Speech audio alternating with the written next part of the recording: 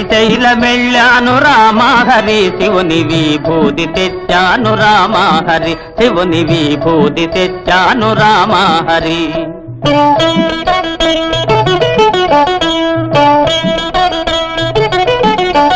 శ్రీశైలం పోలేదు రామహరి శివుని విభూతి తేలేదు రామహరి ఇది కాష్టంలో బూడిద రామహరి